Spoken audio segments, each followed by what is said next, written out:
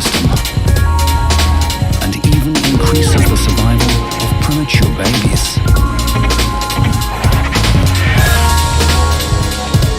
As a We brand, we've always cared beyond healthy, beautiful skin. That's why we work actively to make a difference.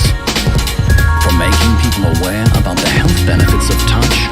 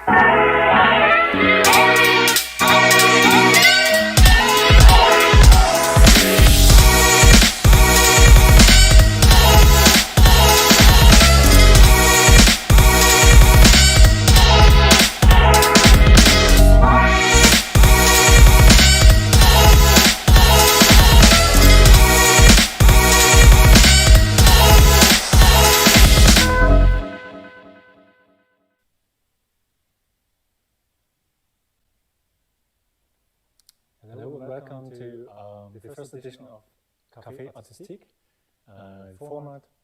We talk about design, marketing and marketing-related topics with experts from all over the world.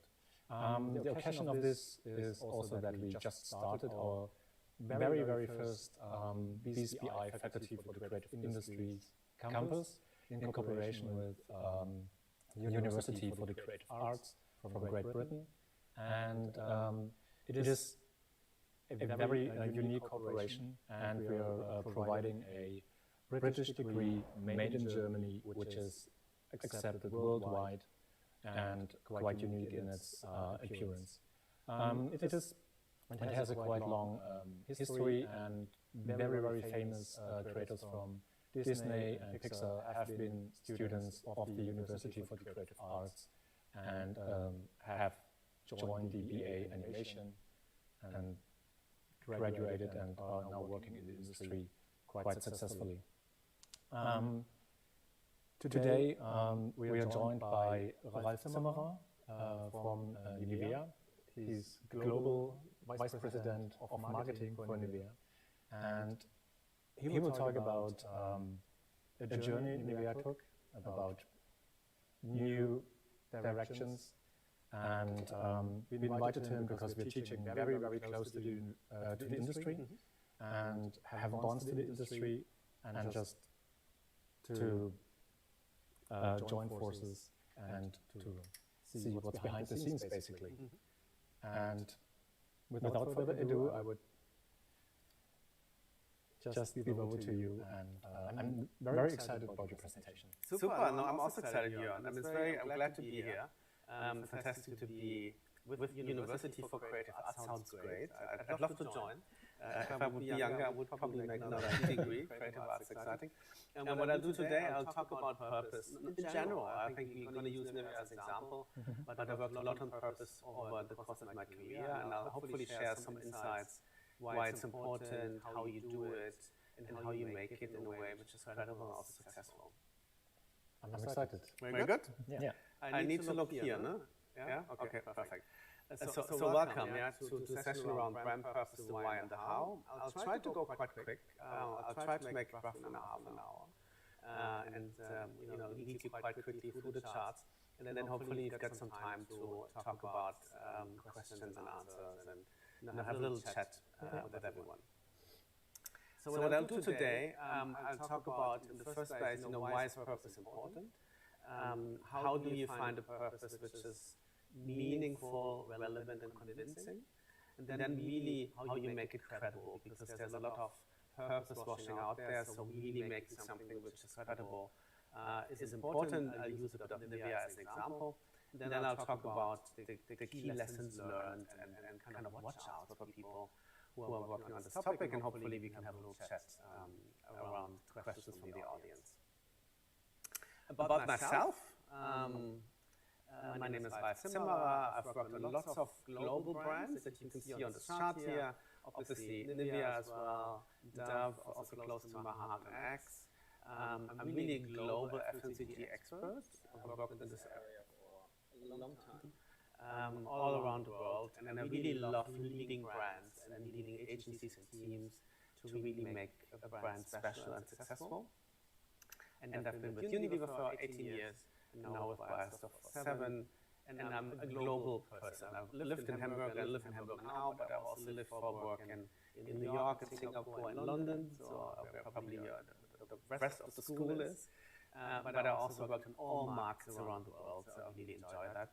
And I'm a true believer in purpose, and also quite active on the LGBTIQ front, to really make a change in society. That's really what kind of drives me as well as a person. Good. Let's dive into the topic of purpose. And I think the big thing in a nutshell is that in today's world, social cultural relevance is really beating what we call socio-economic relevance. And what do I mean by that? What is all behind this a bit complicated words?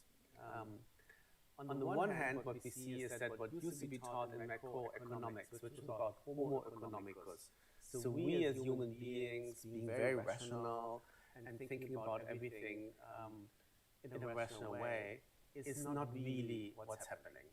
I mean, it's not reflecting reality. It's a model which is outdated and a bit one-dimensional. This whole mantra that a lot of us grew up with around having growth just for growth's sake is really not relevant anymore for younger generations. It's questioned more and more. And we all realize, and especially the younger generation, that we can change the world. We can actually influence what's happening by the things we do, the things we express, and also the products and services we buy. So that is really a big realization. And for younger generations and all the others as well, that the cultural impact that you can have is becoming much more important by the day. And we see that on the one hand in what we call the war for talent. So companies trying to attract the best talent to their companies. and the young people, the millennials, are really purpose-driven. So they want to join companies where they can make a difference. So we see in the statistic here that around 75% across the markets want to work for a company that reflects their values and is in sync with their values. And we also see that millennials stay longer at companies. They are 5 times more likely to stay when there's a strong purpose in place. And I've seen it in our own company at Bayersdorf, that people really say, I want to do something which makes sense. I want to do something where I can impact society, where I can really see progress being made. And it's not just about earning a salary, it's also about some money, but they really opt for things which are exciting, where they can make a difference, and they see a change. That's on the employer side, I would say. The same applies, obviously, and that's where we looked at first for Nivea, is really the consumer side. Nowadays, people are savvy. They know that, what I buy is a choice, and a choice that allows me to support things which are important for me. So consumers are really seeking the good behind the goods. They really want to ensure that with their purchase of a product or service, they can actually express and influence society. And what we heard a lot is that for young people, the companies and brands are the ones that they expect to help drive the change. They don't really trust the government to do something. They really trust companies and brands because they believe they have the resources to really get this going. And this is reflected in some of the numbers that we looked at. So 4 out of 5 consumers told us that they remember a brand that responded positively to the pandemic. Obviously, in the pandemic again, but it was the last wave. 1 out of 5 strongly agreed that this led to higher brand loyalty, so around 20%.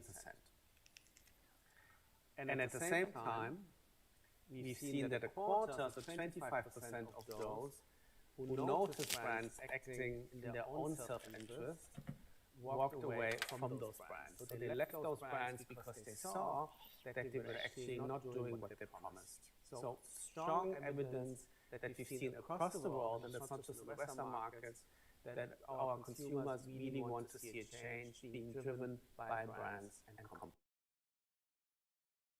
Case, I would say, for purpose-driven transformation. The question now is, and that's a bit the topic of the day today, is how do we find a relevant and credible purpose? How do you get to that? Is there like a recipe that allows you to find something which is right for your brand, right for your people, right for society? And before we get started going more deeply into purpose, let me share with you a small definition how we actually talk about purpose.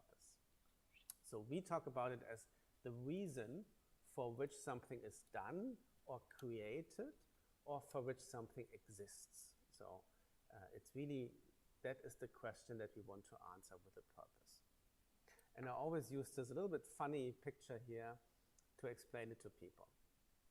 So obviously you see this alien creature that has joined us from somewhere, and he or she is taking something away from our planet Earth. So you could take away a brand, for example, like Dove or Nivea. And the question is, if you take it away, what is missing? What is the brand at the moment delivering to us humans that we would miss? Or is there nothing we would miss? But if a brand or a company has a strong purpose, there will be something that you miss. And that's what we are looking for in all the work we had done. So we used this little diagram to kind of explain it. So we're looking for this intersection of something that the world needs. So there was a real need in the world for something to solve this tension or this issue. We are looking for something for which a brand is good at, so that you say, oh, this makes sense that this brand or company is kind of taking care of this issue. And then there's something also that people within the company are passionate about, because without passion, nothing moves. So with those intersections, what the world needs, what you're good at, and what you're passionate about. Ideally, that all overlaps to reveal the purpose that you as a brand or company are all about. So that's the theory. How you do it is, in a way, it's simple, but it's complicated at the same time. So at the heart of every purpose needs to be a tension. So something that you feel, somebody needs to take care of it. There's something happening which kind of disturbs you. And the tension is there because without a tension, you don't have relevance. Nobody would care if there's no tension. So you need to find something which has a real tension and also a lasting tension. So the way we went about it is that we looked on the one hand at key drivers in society. So for example, through COVID, which was happening later than us developing our purpose, people are more and more apart. They have much more virtual connections like we have right now. There's much less physical contact. Also, people see other people less than they used to. So that's a societal trend. On the other side, we have a human truth. And the human truth is something which is very deep inside us humans. So the human truth could be, for example, that we humans need to feel like we're together. We need to feel to be with other people. And that physical contact is something which gives us a lot of psychological and physical benefits.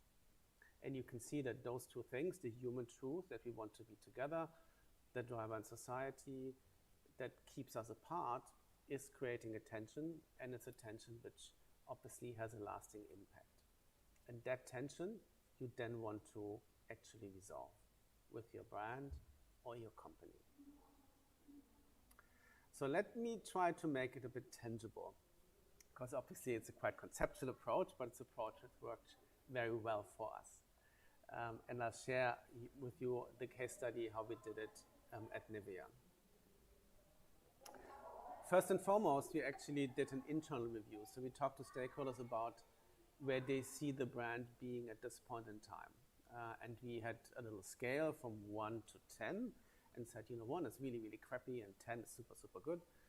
And they told us, it was 4 or 5 years ago, that probably Nivea is at 6 or 7 in their perspective. Not bad, but not super either. And there were a few topics coming through that you can see. The bigger the size of the words, the more important. So you can see that purpose was coming up at that time, that the idea that the brand needs to be modern and contemporary, that the brand cycle was starting to come to an end, so there was the need for something fresh and new. And also sustainability was obviously already starting to come to the forefront. That was the, I would call, internal view, what we felt, and I think it was actually quite right. So we had quite a good view. At the same time, we obviously looked at our brand health tracking. So we are tracking our brand and the performance we have with consumers in 20 to 30 markets around the world. And we used the purchase funnel that you can see here to really measure what's happening and what we need to do. So you can see in terms of awareness, so people saying, oh yeah, skincare brand, I think about Nivea, high, still high. Distribution, media, also on a really good track. But you can see image was orange because we felt that we were starting to be less differentiated, and especially less differentiated in the millennial target. Then we also looked at what we call penetration and loyalty. And we've seen again on loyalty, we had done a really good job, but on penetration, there were some signs in some markets that the brand was not so relevant anymore. Yeah, so there was also the input from the consumers that we needed to do something.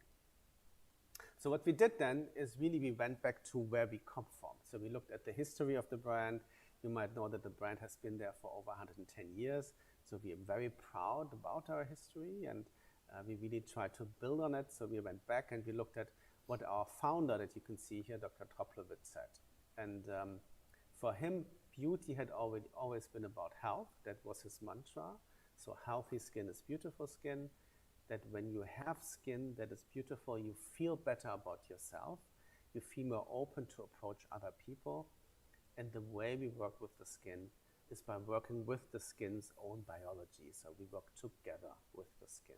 Yeah?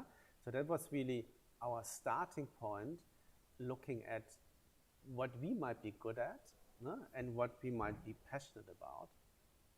And at the same time, we found out that there's this huge tension that people are just more and more alone, and that the virtual connections are never really able to replace what we humans need, and that we tested around the world.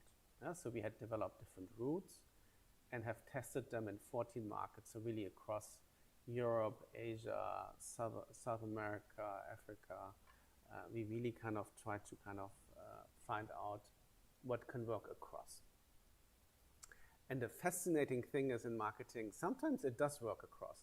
I remember when we started the research, I was negotiating with myself. I said, if it works well in 8 markets out of 14 and the others are a bit different, why not? That's already quite good.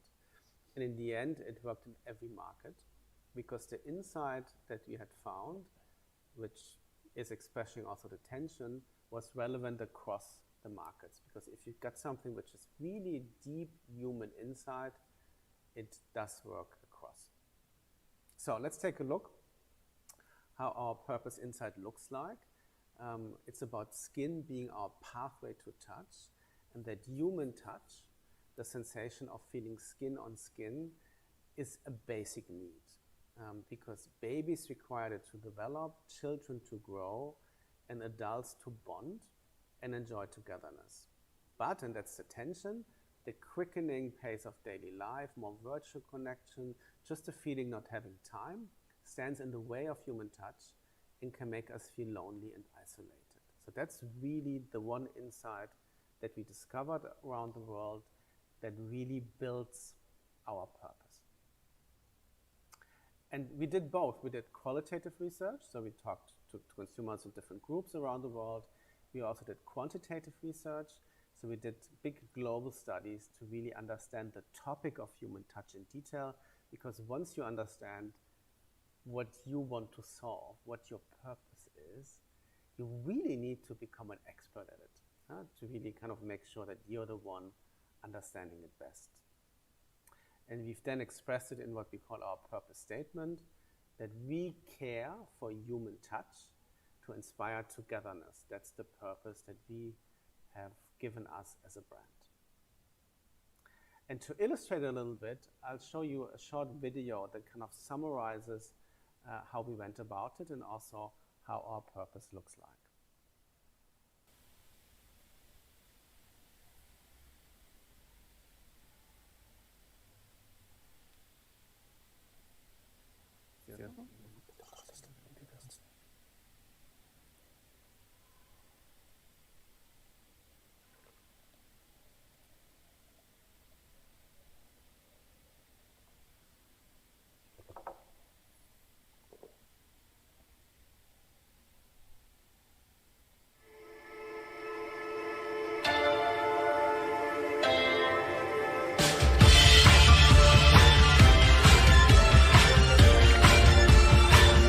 The world is speeding up.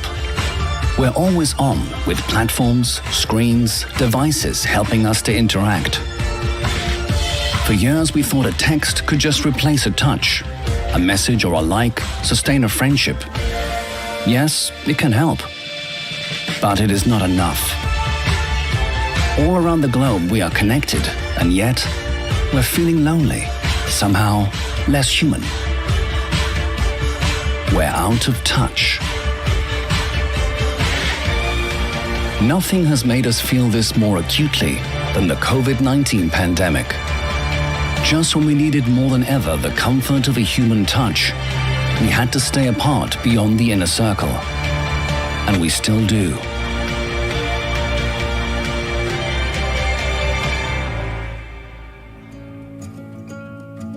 Somebody hold my head up.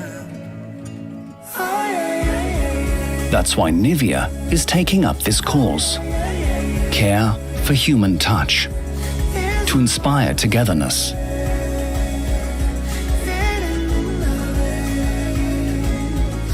Why Nivea? Because skin is the pathway to touch. Human touch, the feeling of skin on skin, is a physical need. It helps babies develop, children to grow, and adults to bond. It reduces pain, calms the beat of our heart, and strengthens our immune system, and even increases the survival of premature babies. As a We brand, we've always cared beyond healthy, beautiful skin. That's why we work actively to make a difference. From making people aware about the health benefits of touch, to supporting skin touch programs against loneliness. For this, Nivea needs the help of every one of you. So spread the news. Reach out and stay in touch with each other. Carefully, responsibly, with love and respect. Because touch speaks to the heart, brings us together. Touch makes us human. Nivea, join our Care for Human Touch initiative. Good. I hope this gives you a good overview what the purpose is all about, and hopefully also inspired you a little bit to kind of feel it, because that's what it's all about. And what I mentioned is that when we tested it around the world, we really had a very positive response all across. The Market Research Institute told us this was the most consistent research they have seen in 25 years, because this insight was just so true across. And it was true whether it was an individualistic or a collective society, and really also across generations. So that was really, really interesting for us to see. So once we had that, the challenge was all about how do we now actually do it in a way which is credible, and how do we bring it into action? And this is really where the social mission that we redefined for the brand came into place. To start off with, we really reached out to experts. It was fascinating over the development time. We met a lot of people, and once you get the first ones, you know more and more. So we really kind of built a network of experts that we worked with very closely, that helped us understand the territory of human touch better, the benefits of human touch, like your heart rate goes down, or premature babies survive, older patients with dementia can be calmer. Yes, there are lots of benefits that they helped us to understand, and also gave us a lot of guidance on how to act on the inside as a brand. We also did a lot of own research. So we did 2 global reports on human touch, the biggest research that was ever done before the pandemic, because we had started with the work before, and then also during, so we could see the change that happened in those times, and how the importance of human touch went up, but also the human touch in terms of physical contact went down.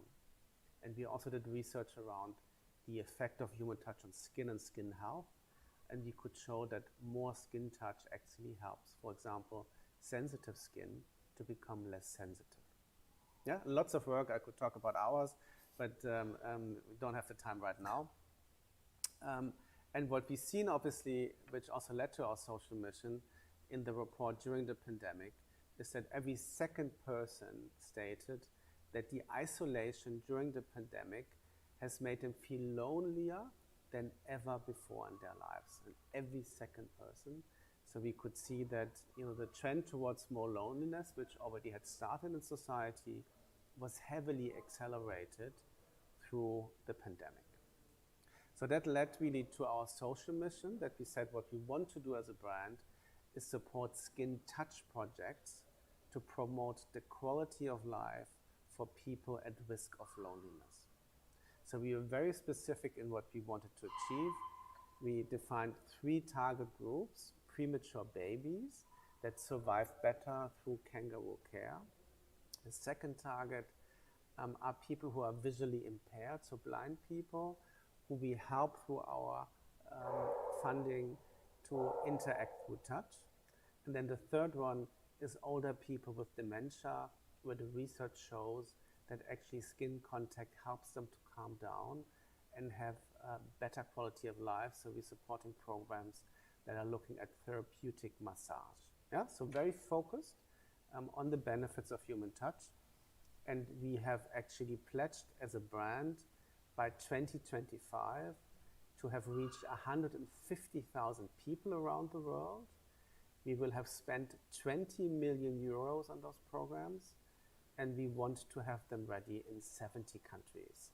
So you can see that we really try to understand how we best help in this topic, how we support as a brand, and committed ourselves to quite high standards in terms of bringing it to life. And this is an example. Skin to Skincare program is a program of UNICEF in the UK, where premature babies actually get skin to skin care, and the chances of survival are therefore much, much higher. So that's the social mission side. What we also did at the same time is really engage the world. And I think the world is everyone. It's us, it's our employees, it's the people around, not working for us, but perhaps liking us. And we kind of brought it into the world. First, what we did, we started internally. So we launched it and kicked it off within the company.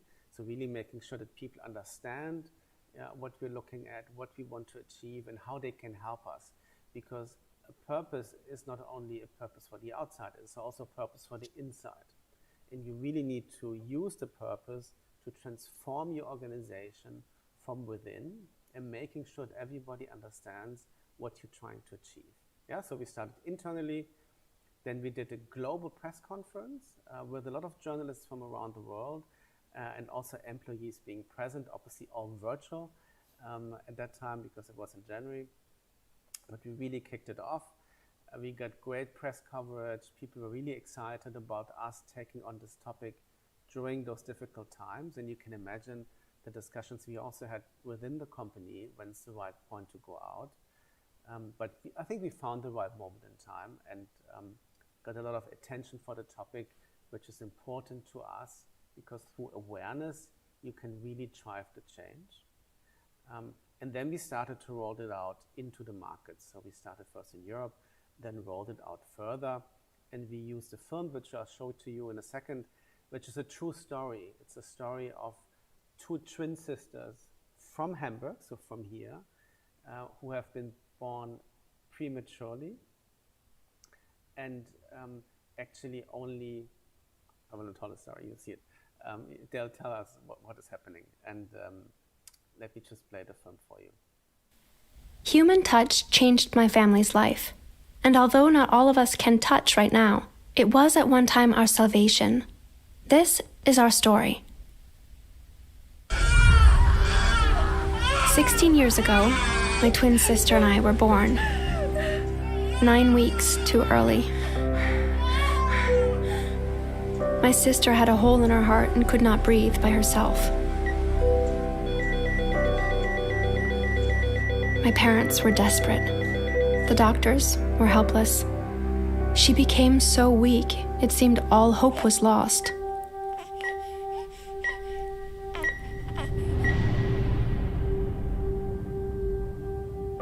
But then, a nurse had the idea to put my sister next to me in the incubator. Although of course I can't remember it, I touched and held her. And right after that, she got stronger.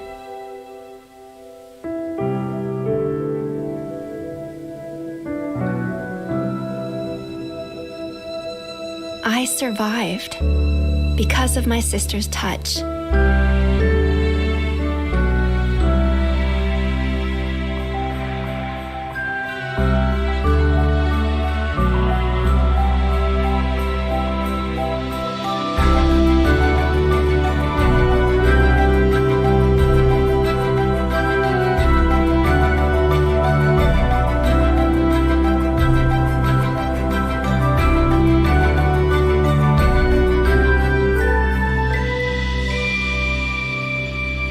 Touch saved my life. That's why we support Nivea's initiative for premature babies. Nivea, care for human touch. Human Yeah, touch but fantastic story, and the girls are fantastic. I met them several times. They're really super lively, and because they really experience it themselves, they also wanted to share the story and make sure they can make a difference and inspire people to have more human touch. Because the one thing we had learned is that people not necessarily willingly forget to touch each other. It's just something which sometimes is forgotten because you got so much to do, there's so much happening, you feel like I can do it later. But the reality is that with that, less and less touch is happening, and thereby also the positive benefits, physical and psychologically, are actually missing. And we use this film, which we call Twins, as you can see here, in lots of different social media ways. So we obviously had statistics that we used, testimonials from the two. It's all about actually educating people about the power of human touch, to have awareness for it, because we realize once you know it, once you understand it, you watch yourself differently and take more care about integrating it into your life. And that's really what we want to achieve. That's why we obviously drove this as a digital campaign in all kinds of channels. We have a digital hub that you can access. You can learn more about the research, the findings, everything that's interesting around human touch. So we obviously also took a first look at results of the campaign, and they look really good. We got much more views that we wanted to, completed views, contacts, so really happy about that. We had a very positive coverage in the press, in the public, and also seeing our purpose as being something which is very true to the brand, to the heritage of the brand, but at the same time very credible and very committed. And yeah, I mean, the young people joining us are excited to really work on something which is meaningful, which is relevant, where they can actually put all their energy behind to really make a difference. A few lessons learned and watch outs. So if you are planning to work on a purpose, I'll try to share what we've learned over the time. I think the first thing, and that's probably the most important thing, that's why it comes first, is that you need a strong social tension and a brand fit. It really needs to have attention. Otherwise, there's no reason to do something, because if it's not relevant to the people you're trying to engage, stay home. Yeah, so it's really about finding attention, understanding whether your brand and company fits, and then validating it with consumers. It's good to have a gut feel, but you also need to validate it with consumers around the world. A purpose needs to be also quite simple. It can't be too complicated. You need to remember it quite easily. And ideally, it somehow links again to the brand, to your product or your service offer that you've got, where you feel like, yeah, that kind of makes sense that you do this because I somehow can connect it with them. And then once you have that, tension, super simple, makes sense for the brand, you need to bring it into action across everything, across your product development, your communication development, your design, so that all touch points that people have that come in contact with your brand, you can kind of sense what this brand is all about. And then, and that's not coming to the end, that's actually happening the whole time, you need to inspire the whole organization. Ideally, you take them on the journey of your development, then really engage the board, the CEO, but also everyone, that is working on the brand. But you need the endorsement, obviously, also from the top, to really ensure that everyone says, yeah, that's where we're marching towards. So once all of that has happened, I think then credibility is really key.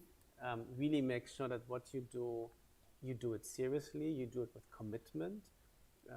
You go out and commit, because otherwise it might just be seen as nice blah blah and purpose washing.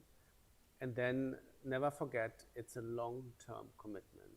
So on the brand I used to work before, on Dove, also very purpose-driven brand. The purpose is now in place, I think, for over 15 years and still going strong. And that's fantastic, because it means that you can do something meaningful, because you become the expert in the field. Yeah, people come to you to say, oh, can we work together? Because I know you're into this topic, so that's great.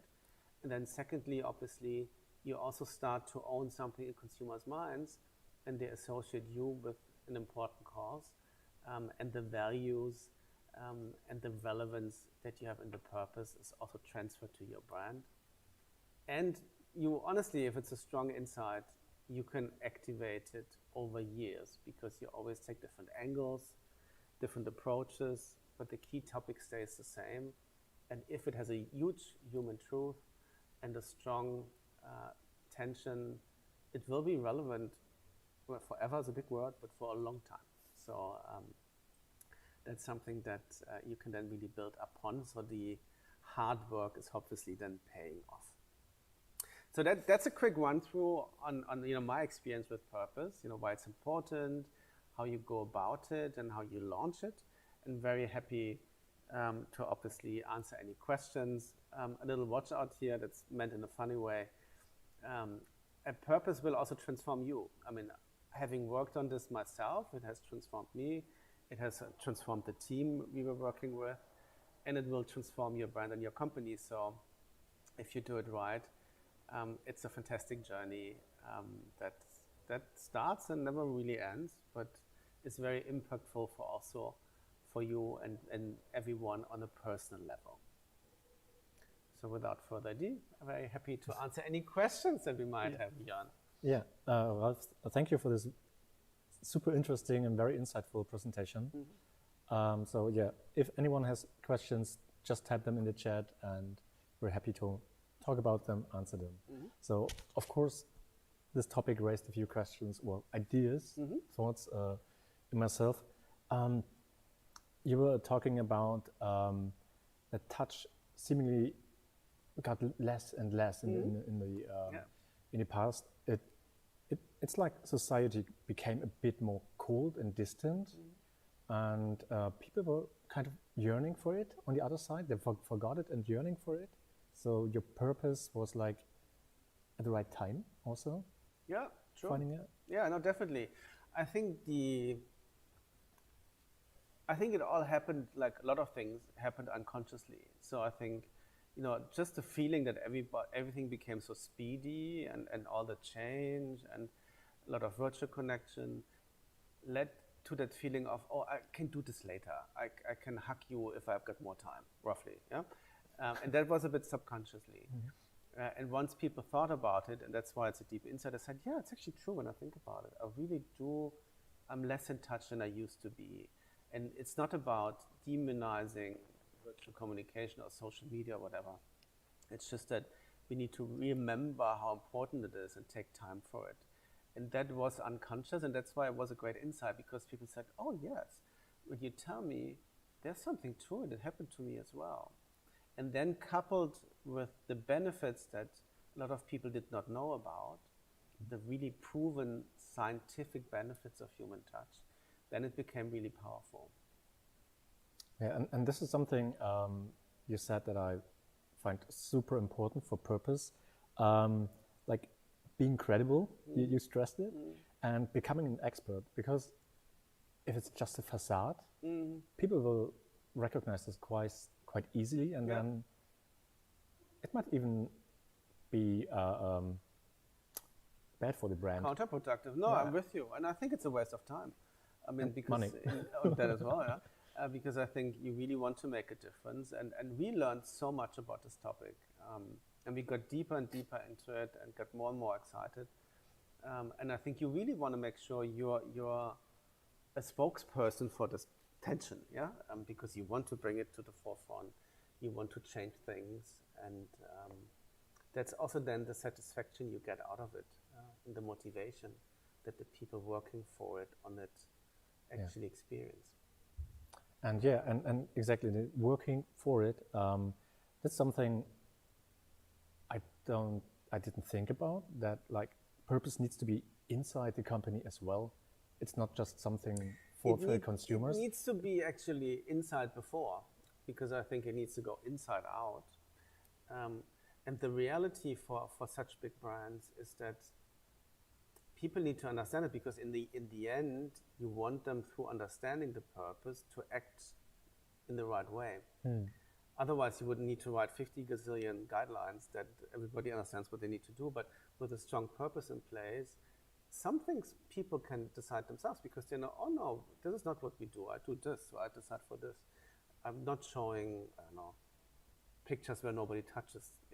I've show touch. No? I mean, so I think that a deep understanding of the purpose within the organization helps you to get all the touch points right outside of the organization as well. And like you said, if it fits to the organization, like the care for human touch might not be relevant for any car.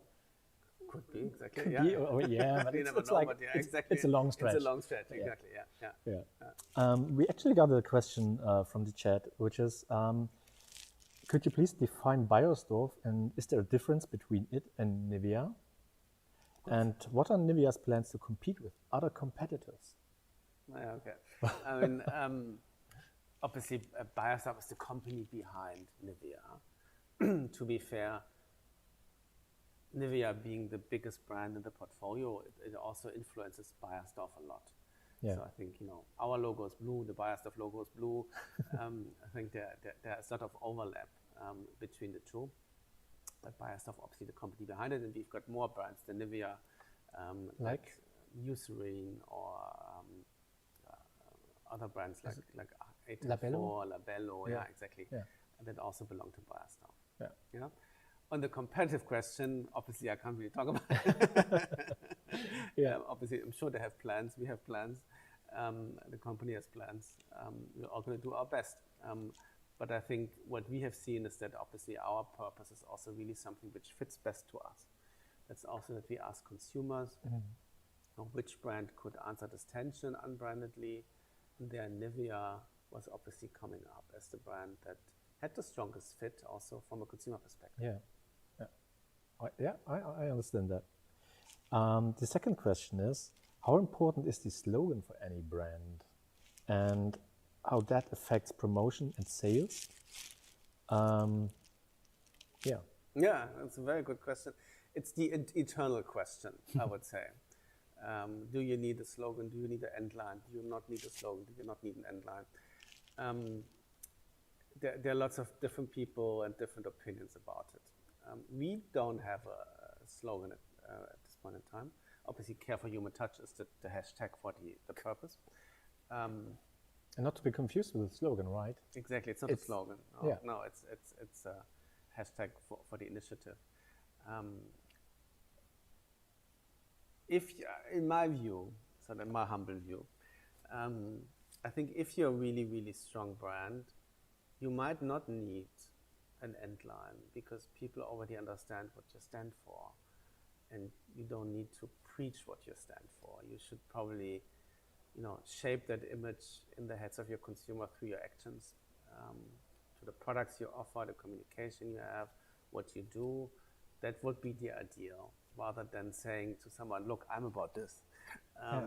That might be a weakness even if you need something. I would not think not so. always, but yeah. I mean, in some cases it can really work. I mean, Nike obviously for them it has worked a lot, although they're not really having it in place anymore because it's already internal probably. So in the ideal world, I think your branding and what the brand stands for happens in your head and in your mind when you just see the logo.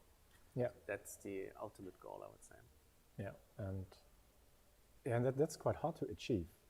And then you also have with current generations, you need a purpose, you need to walk the talk, and then it automatically becomes like engraved into your brand or is heavily associated with the brand. Yeah, I mean, I think if you really champion a cause, and you champion it seriously, you champion it visibly, you're doing it over time, in principle, you should be associated with it after a certain time period, because you're the one doing it, talking about it. I find Edelman does a very good job as a PR agency. They've invented this trust barometer that they publish every year, and they're really associated with that. You read about it and say, "Oh yeah, trust, Edelman, trust."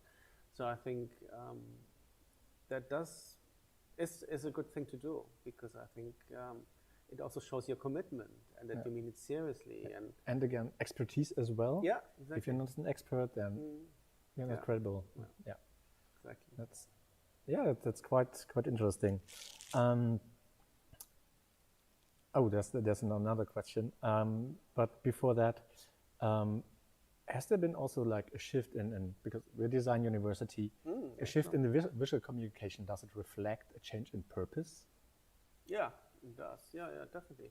I think it's all work in progress. I mean, it's all happening, but in the end, we really thought through how that specific purpose is translating into all touch points.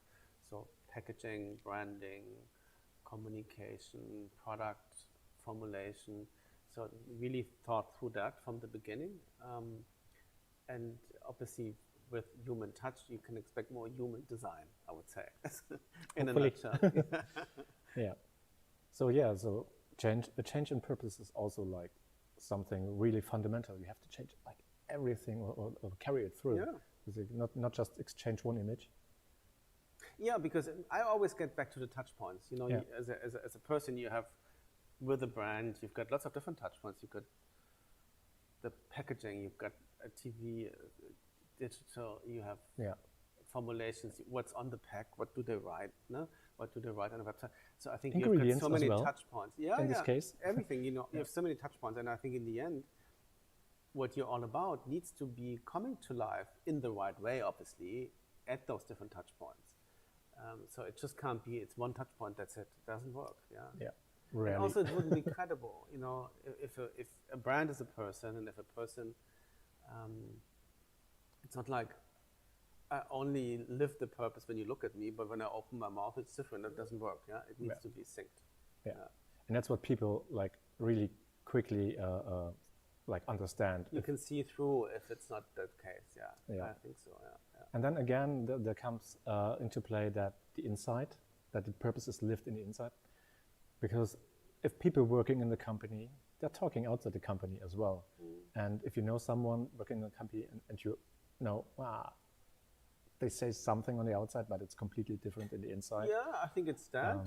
But also, you will automatically see it in what's happening. Because, you know, in those big organizations, if you have a brand that 2 people are working on, it's easy. Yeah. But if you have a brand that thousands of people are working on, you can't tell all of them personally what to do. So to a certain degree, you need to get to their heart and their mind to understand what we're all trying to achieve, so they can act on behalf of the brand in the right way. That's the secret. You know, that's the dream that you want to get to. And talking about the insight and wanting to work for a brand, what does it take to become part of a marketing team at Nivea? It's one question we got. And what would be your suggestions for students to be able to work at marketing for Nivea, like a brand like Nivea? Okay. I mean, first of all, obviously, I think Biostar was always happy to get applications of great talent. You know, that's the easiest way to reach out, go to the website, look at jobs. I think we're always looking for great talent. I think it helps a lot if something, somehow what the company does and the brand does resonates with you. So if you're someone who's a me person, that might not fit, because we are more of a we company and a we brand, as an example.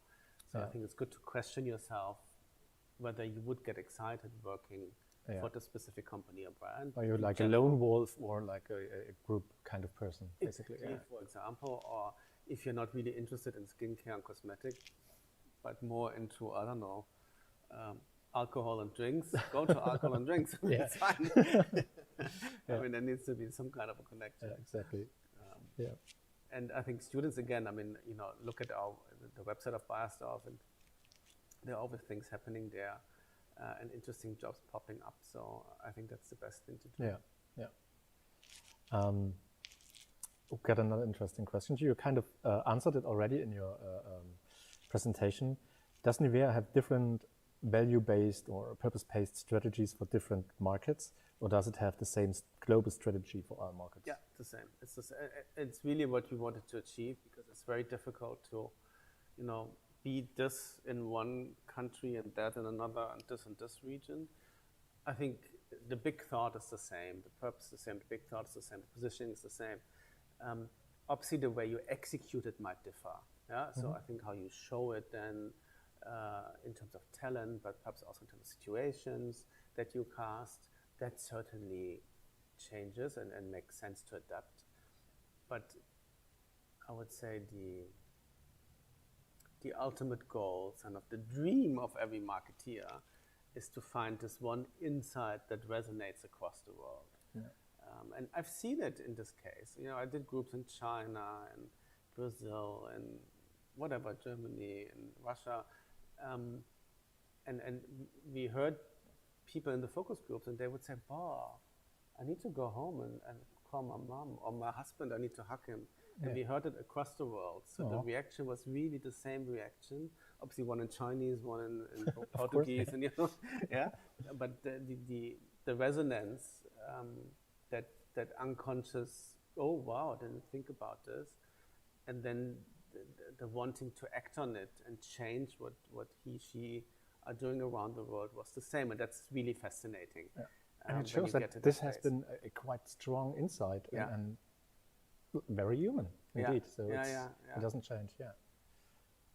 And now a personal question: how do you change yourself in different markets with the products, the purpose, and positioning? Like, you have been working for different brands. How did you change, or how did you change? Did you change at all? Good, I'm not sure I'm the right one to ask. I'm sure I changed. I mean, you change a lot with your environment. No, I mean, when I moved to Asia, for example, I learned a lot about, the cultures there and the people and how they think, and they're more collective societies than in the West. So I think I learned a lot about the world myself and my interactions. I think the purpose on Dove is a very purpose-driven brand. I learned so much about self-esteem for girls, and the challenges that are there. I've also been to lots of schools and made programs with them or trainings. And then now Nivea, I think that was a journey for all of us, because I think for us it was also new insight. And as a team, we really started to interact differently. So we started to hug and kiss and be happy and really touch more. And we really all realized how nice it is. And obviously, when it's possible in the pandemic, but when we started, it was not there.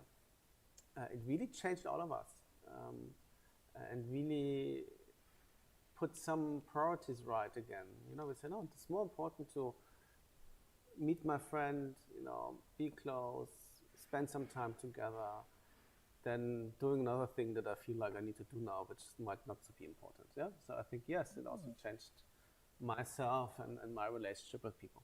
And that's nice to hear. And that's again walking the talk on a private level, and that even impacted you, and again shows, wow, that's a really insightful thing. God, we've got many questions here. That's fantastic. People are very engaged, which I like. And then something really specific. Any interesting markets of execution which was challenging, like in a certain market with like a regional player and their regional bonding? Like, if there was yes and no. I mean, to a certain degree, the inside was the same inside. But I don't know, if you go to Saudi Arabia, you can't show a lot of things, because same sex you can't show, first place. Men, woman, more woman touching woman. There are obviously cultural specificities around human touch that you need to keep in mind. That you need to kind of take into account, because otherwise you also don't achieve your goal, because if people feel like what you show is not appropriate, you will not engage. So I think quite the opposite. Exactly. So you kind of need to make sure that you take it into account. But in the end, that I think worked out really well. And regarding this, are you working with local teams or local agencies to? I don't know how people think in, let's say, in Chile. I don't know regional specificity.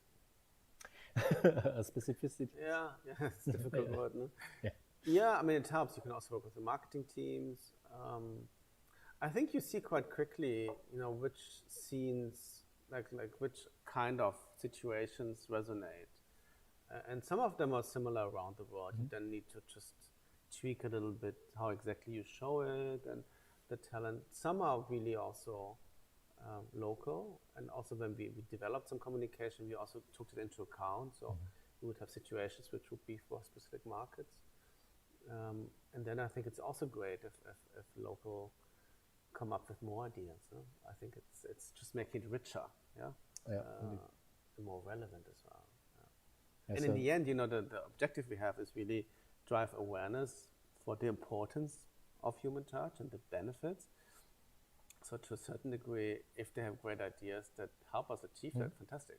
Yeah. And a thought on this, for instance, you're driving awareness about human touch, and how important is it for you, or how angry you are if people turn to another brand? The importance came up, and they think, okay, but I know I got to care for my skin, but I'm turning to a different product to take this into account. I mean, it can happen. Yeah, it can happen. I'm not sure it happens because of the purpose then, to be honest. Yeah.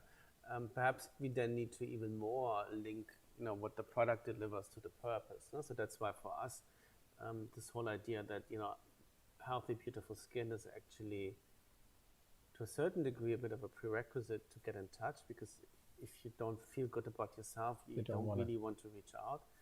So then we need to make it clearer to consumer why our products are even better at doing that. I think that would be then a job to be done. But I think that's very well solvable. I think sometimes you've got purposes that in it themselves are very relevant, and they perhaps address a really good tension, but they're far away from your product offer, and that is quite difficult. That really, then it becomes a bit schizophrenic, because you're driving this, but your product is like going there. Off, yeah.